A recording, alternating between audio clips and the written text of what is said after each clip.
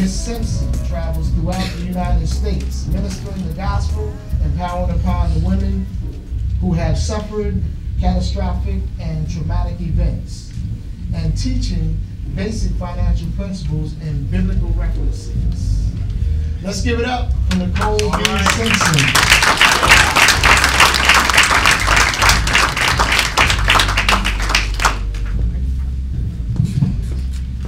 I'm left-handed. I don't know about anybody else. They call me peculiar, if that's all right.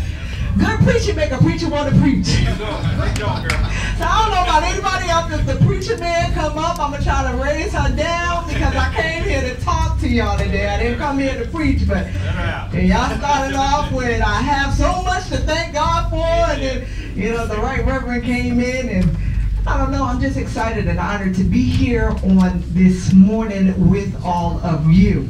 And I must admit, as we celebrate the life and the legacy of Dr. Martin Luther King Jr., in the turn of this new decade, I am mindful of your theme that says the dream still lives. And when I think about the dream still living, I think about his most powerful speech to some, which says, I have a dream. How many of you heard of that? Now, you know, I honestly believe that I have a dream, that speech in Washington was mischaracterized. And you might ask me why, because most people think that it was about racial equality, and, you know, we know little black boys ought to be able to hang out with little white girls and hold hands together. And I'm not tearing up the concept of the dream. I think the whole speech itself was phenomenal. But if you look at the entire speech, it was predicated upon the economic disparity between African Americans and the rest of the world. And Dr. King declared on that day that we as African Americans were due a check that had been given to us void. There wasn't enough money in the bank to cash the check, and it's about time that that check comes due. Now the dream still lives because we still have not received the funds from that check.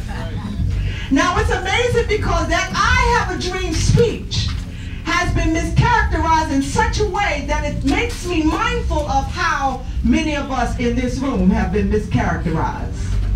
Whether we got ourselves in trouble on our own and we found ourselves behind the four walls, or whether or not we were in the wrong place at the wrong time, whether or not we grew up in an environment where bad things seem normal in our households, it does not have to define who we are today. The history of our past does not have to dictate our future. When I think about Dr. Martin Luther King and all that he has gone through, he took a stand for us in the middle of that speech that said, I have a dream. He let us realize that this was not going to be easy to overcome the challenges that we were facing financially. And so I know that when you come out of the period of incarceration, trying to get employment may be a challenge for many of us. They don't want to pay you, and the truth of the matter is, when you look at these tough economic times, you know, there are people going for the same jobs that you yourself would find yourself looking for, and they're going to get them because you have what they call an X on your back. And you have repaid your debt to society, but this is the only population of individuals that they will try to label your future predicated upon the actions of your past. Somewhere in the midst of all of that, it's a little difficult to dream. Let's just be truthful. It's a little difficult to have a dream when every time you turn around and you have this thought or this passion inside of you, someone else tells you you can't, you won't, you're not capable of. It's difficult to have a dream. And so some of our dreams started dimming. Life circumstances got in the way of it. And I may not have been incarcerated, but I'm one of those individuals that was incarcerated in my mind. So I understand what it's like to be in bondage even though I'm free according to the rest of society. One thing that I do know is that based off of our life experience, the things that we have gone through, our household circumstances, are not always the easiest, particularly in the African American household. There's some things that we don't like to talk about, but those very things are the reasons why many of us found ourselves in the penal system in the first place. I can speak for myself. As a little girl, 6 years old was the first time that I was molested for 7 years. I can speak about that. I can speak about being a teenage mom because I had no perspective on what was right and what was wrong, and so some may classify it as promiscuous. I don't know. I didn't think that I was, but you know, I really didn't understand the value because the self-esteem was at a low point because somebody said I was not capable of achieving.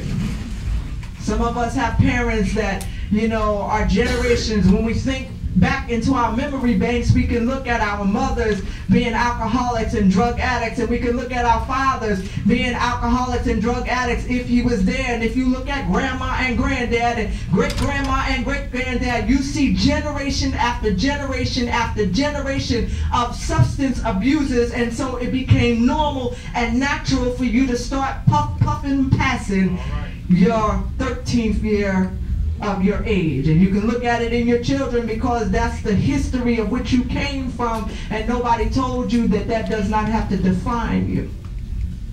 It wasn't until the first point where you came across the judicial system that you realize, hey, this is not the life that I want. And I know that we go in and out of the penal system sometimes before we get to the point where we say enough is enough. You know, it may take us a few times of falling on our behinds for us to recognize and realize that I don't want this thing anymore. But the one thing that I can say is that I've learned how to dare to dream. And I've recognized that the dream still lives. And regardless of your situation and or your circumstances, once you come to the realization that there's nobody else that's going to help you, but there's something on the inside of you, because you have breath, you have opportunity. And I think oftentimes we look at things from the negative perspective. We don't look at the opportunities that are presented before us. And while I'm not going to preach, I'm going to think about one scripture that says, I know the thoughts and the plans that I think towards you. They are thoughts of peace and not of evil, to bring you an expected end. And so what I do understand is that when I come to the realization that I'm here for a reason, and now I might have figured that out for myself, but if you would just reflect, you're here for a reason. When your friend got shot next to you and he didn't make it, you were here for a reason. When you should have got 20 years and you only got 4, you were here for a reason. When that same batch of drugs killed your partner but did not kill you, you were here for a reason. Now, do you want to waste that opportunity? That's completely up to you. Because the one thing that I do understand is when you start getting your priorities straight, there are people in front of you willing to carry you with them.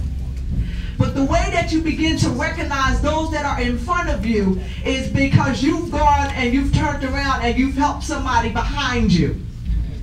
And see, I realize and recognize that serving others will have more people want to serve you. We don't want to talk about that, but Dr. King became the greatest in our communities because he served what we call the least of them. He was concerned about the little men. He was concerned about the individuals that were treated unfairly. And he had a whole bunch of people behind him that were willing to take a stand with him simply because he cared about them. So I realized in my own life that when I stopped being selfish, I don't know how many of y'all out there are selfish, but you know, me, my 4 and no more, I'm going to get mine, you get yours.